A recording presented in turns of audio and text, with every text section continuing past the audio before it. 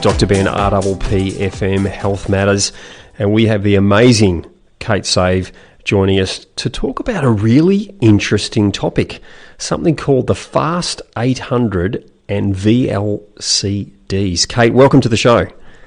Thanks for having me, Ben. Hey, before we get started though, talking Fast 800 and VLCDs, congratulations, I think, are in order. You've done something pretty cool recently. Oh, thank you very much. Tell everyone, tell the listeners just how epic you are and your business. Telstra Business Awards. Yeah, so we've just won the Telstra Victorian Business of the Year in our category called Championing Health, which basically is about how we're putting health forward to the Australian economy and building a business that's just focused on health improvement. It just is a perfect match for the show, which is all about making health matter or championing health. So I just love that we have a regular on our show who has been recognised for the great work they're doing around championing health. So congratulations again, Kate. Tell us, Fast 800, what is that? And what are these VLCDs? So I guess over the years we've talked about sort of these really dramatic diets. We call them very low-calorie diets, and they're different to the cabbage soup diet and the juice diet and all these cleanse diets that you hear, the lemon detox, those sorts of things that hit the media. A VLCD is a very low-calorie diet, and that's a clinical term that's used globally around the world as an intensive program for weight loss prior to surgery often. So it would be used as the golden standard around the world prior to weight loss surgery. However, this type of diet is also used for obesity or morbid obesity, or when there's any other risk factors that really means medical intervention on its own can't change this person's weight, and the weight is causing hazard. So what becomes interesting with these VLCDs is they've only ever been done with shakes before, and the evidence is now strong enough to say, well, these very low-calorie diets may well be the cure for type 2 diabetes. So it was formerly believed to just be a lifelong disease, with only 2% of people actually being able to get their type 2 diabetes into remission. Wow. What percent did you just say? 2%. Wow. We could do better than that. And it's actually driven by high rates of obesity in adults and children, and it's in these epidemic proportions globally. So this is not just a problem of Australia or America, it's globally a problem. So even in countries where their BMI is much lower than the Western BMI, where they store their weight around the midsection actually accelerates the progression of type 2 diabetes. So they may not be considered necessarily overweight in Western terms, however, their body is suffering the symptoms of obesity and being overweight, even at what we might consider not to be overweight, so to speak. So this thin fat, I guess, having the weight around the middle, and that weight is then impacting our body's ability to clear blood sugar levels. It's causing damage to our pancreas, which is the organ that helps us clear sugar out of the bloodstream, and eventually it's actually leading to cardiovascular disease. And they're saying now that weight loss alone and traditional sort of therapy where they recommend behaviour change, some physical activity and restricting the diet slightly, that doesn't actually give remission. It won't stop the progression of diabetes. It might slow it, but it won't stop it. So eventually the pancreas will fail and the cardiovascular disease risk increases dramatically. I'm not sure what the stats are, but in the last sort of 10 years, I've been quoting a stat, and we've passed the date, that by 2020, 20% of Australians will be type 2 diabetics. Do you know exactly what the stat is on that? It's quite a high number, isn't it? It is. I don't know exactly the stat, but there's also another stat around undiagnosed diabetes. So once again, I don't have the number in front of me, but for every person that's diagnosed with diabetes, there's many undiagnosed, because type 2 diabetes is a completely silent disease.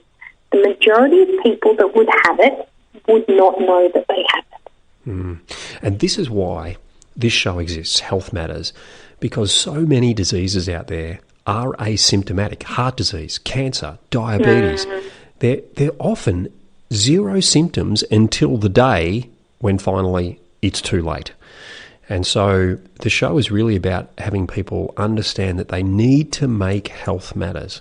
That, as Katie Sterling and I talked about when it comes to relationships are hard work. You've got to work at them.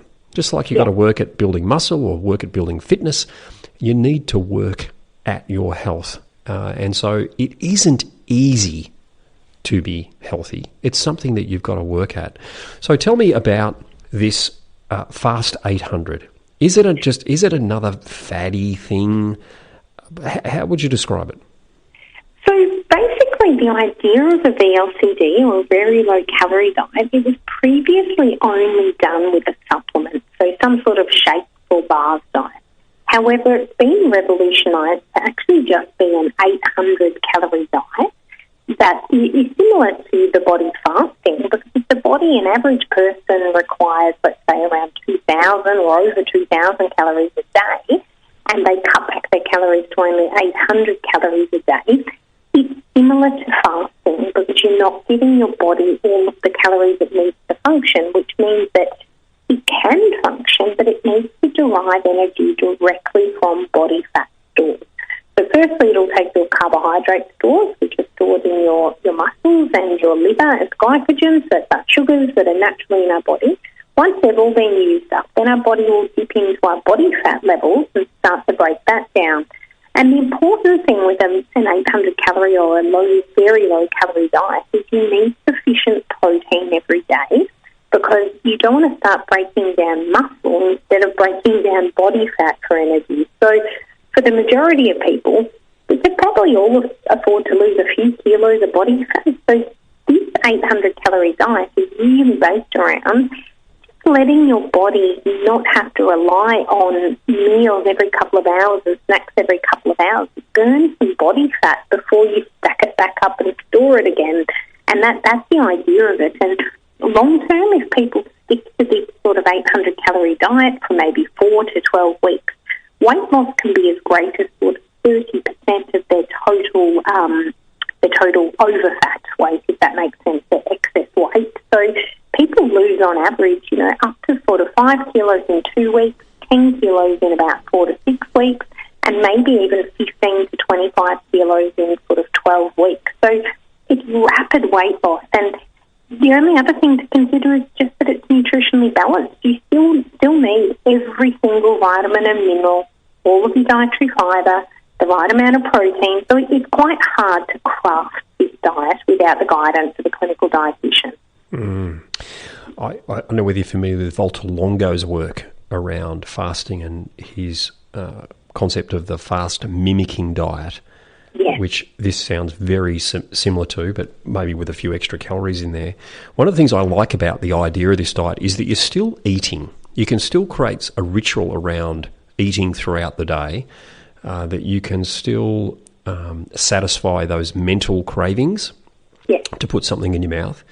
And as you say, importantly, we're still getting all the nutrients we need to sustain all the normal body functions. So if someone was wanting to make a shift, they're listening to this show and they're thinking, gee, that sounded good. 10 kilos in 4 to 6 weeks. Geez, I'd be up for that. They're making it sound really good.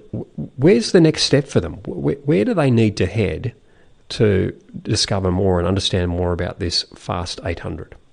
I would always suggest that if people are wanting to do that, they have to speak to their health professional, whether that's their GP that they see, specialist for their diabetes or whoever it is. And the reason being, if they are on any medication, their need for medication dramatically changes, even within 1 week. So if they're on blood pressure or cholesterol or diabetes medication, they may have to half their medication or completely come off it in a very short amount of time. So yes, it is a bit of a more extreme approach, but the science, this new science that's come out, is really showing that it's never rigorously been tested. And now that they're looking at it again, they're finding that you can put type 2 diabetes into remission. However, what's the follow-up from that, and how is it done in a sustainable way? Now, the big thing for me as a clinical dietitian, if I'm guiding someone, is that you need to have your sort of 4 to 12 different vegetables at every meal. You need to have at least 20 to 25 grams of protein at every meal, and that's enough to sort of sustain your body to function properly. And then your fibre, obviously, for your bowels and digestive system. So speaking to a dietitian who's trained in VLCDs is good, and I guess I'm not going to solicit my work, but I founded the company BeFit Food based on the science of VLCDs and wanting people not to just have bars and shakes for weight loss. I wanted people to eat the 4 to 12 vegetables and the protein at each meal. So we make these frozen meals for people to top up with or to do a 2-week reset with, but they can do it themselves. So people are motivated to cook and prepare the food themselves. They can do it. It's just dedication. Any sort of diet is hard work. So number one, speak to a health practitioner, and importantly though, a health practitioner that has an understanding of current research, of current methodologies around dieting. As you and I have had a conversation before, sometimes it takes a very long time for current technology, current science to make its way through to finally a GP's desk or even a dietitian's desk. Certainly takes forever for it to come through to our institutions. Yeah. And so it's really important that you're dealing with someone who specialises in nutrition. That's right. Yeah. So seeking one of those practitioners out, really, really important. And then secondly, making sure that you are supported through the process. This is not just a kind of a one-off, have a consult, but that you have something or someone that supports you. And I do love the process of having ready-made meals. Unfortunately, we do, I think, live in a bit of a culture at the moment where there are a lot of people that don't know how to cook. And I think that's a real challenge. And so the option of having some meals prepared for you is becoming more and more popular. If someone wanted to do some reading on it, where would they head to understand more about Fast 800?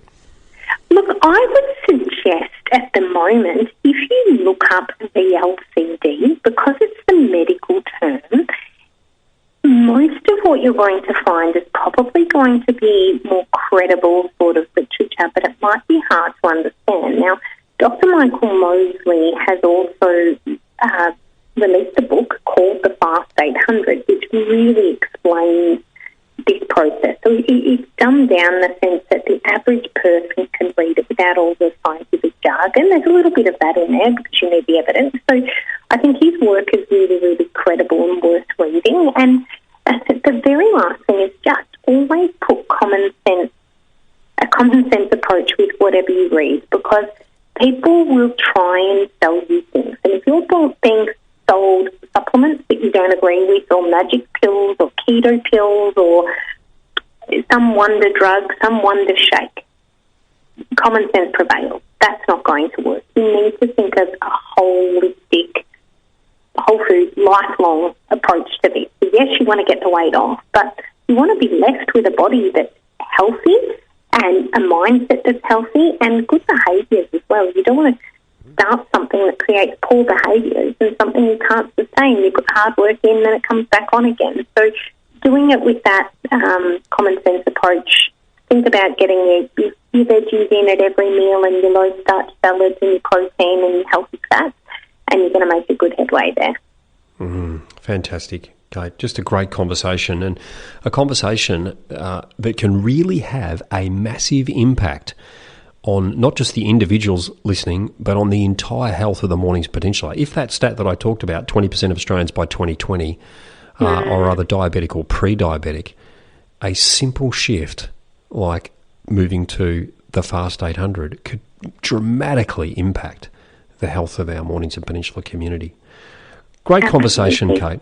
Thank you so much for bringing it to the desk again. Look forward to catching up with you next week. Have a great rest of the week. Enjoy bathing in the awards. Has there been some bubbles, champagne? Has there been a little bit of a party? Have you had a shindig? We're planning that for next week. We've got the whole team together next week. We didn't want anyone to miss out. So looking forward to a bit of a celebration next week. So thank you for acknowledging it. It's a nice feeling. Thank you. Good on you. Thanks, Kate.